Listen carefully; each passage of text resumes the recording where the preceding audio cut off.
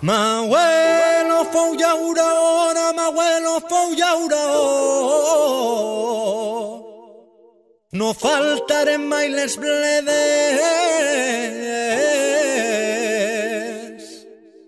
I ara que ja soc padrí, que vull ser llaurador. I asfalt damunt d'eixes terres. Passa el temps, roda la cadena, ara asfalt on hi havia terra, operaris, actors secundaris d'esta brama. Va de vie, un programme sobre tot que envolta el binatural, de la mà de Jérôme Chénaud. A tots es donen faena i jo tenia el meu camp, ja no treballo en la terra, ens venen prosperitat. Bon dia, bona vespra, benvinguts a Radio Pego per una nova crònica de Va de vie. Cada volta se sent més aquesta paraula, la permacultura. La trobem als llibres, als documentals, a les fires de vins natural. Sona modern, fins i tot un poc de moda, però darrere el terme s'amaga una autèntica revolució tranquil·la. Una altra manera de mirar la terra, el paisatge, el camp i doncs la vinya.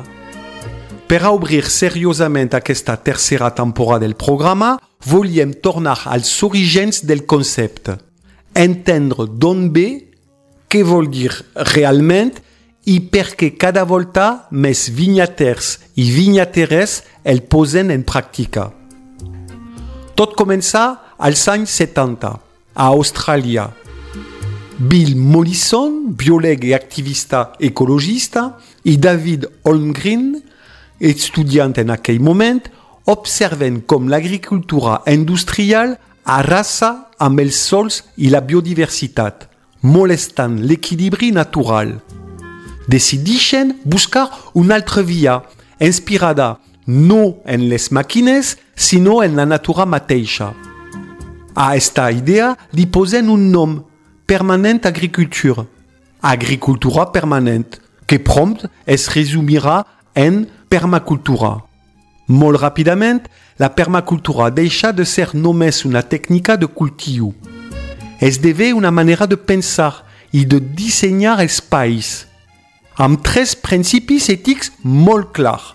Cuidar la terra, cuidar les persones i compartir de manera justa. Sembla senzill, però és tot un programa. I clar, aplicar això a la vinya no és poca cosa, perquè la viticultura tradicional és més bé el contrari. Una sola planta, cultivada en files, de vegades amb molta maquinària i productes. En canvi, la permacultura aposta per la diversitat, per les interaccions, per l'equilibri bio. Però són realment incompatibles? Doncs no, i cada volta hi ha més exemples que ho demostren. Un dels més inspiradors que he trobat és el del castell de Capet-Guier, un gran cru de Saint-Émilion, a la regió de Bordeus. En 2021, la família Lavaux, que n'és proprietària, decideix repensar completament les seues 3 hectares de vinya. Criden un agrònom, Pierre-Éric Souter, i un expert en permacultura, François Mulet, per a dur a terme el projecte. L'objectiu és clar, transformar el seu cultiu en un ecosistema bio, resilient i autosuficient. Això vol dir plantar arbres al voltant de la vinya, introduir plantes que fixen nitrogen al sol, sembrar cobertes vegetals diverses entre els ceps, atraure insectes útils, deixar que les gallines passegen i fertilitzen. Cada element té més d'una funció i tot es connecta amb un sistema bio.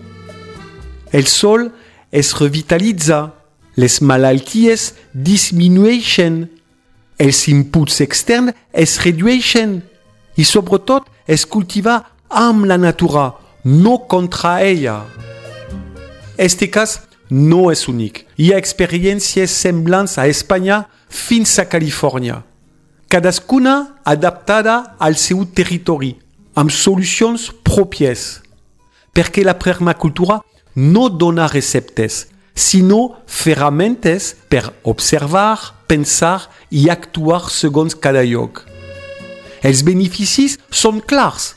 Més biodiversitat, sols més rics, més resistència als canvis climàtics i vins que parlen d'un paisatge viu. Quan la vinya no està sola, sinó envoltada de vida, el vi també canvia. Té més matisos, més ànima, més relació amb el seu entorn. I tot i que no és una solució màgica i que cal paciència, observació i confiança, la permacultura obri camins reals per a repensar la viticultura del futur. Ens convida a veure la vinya com una part d'un tot, com un ésser viu entre altres éssers vius. Potser això és el més bonic que ens ensenya, que podem fer vi sense dominar-ho tot. I la terra, si la cuidem bé, ens ho torna més creix. Salut i vi!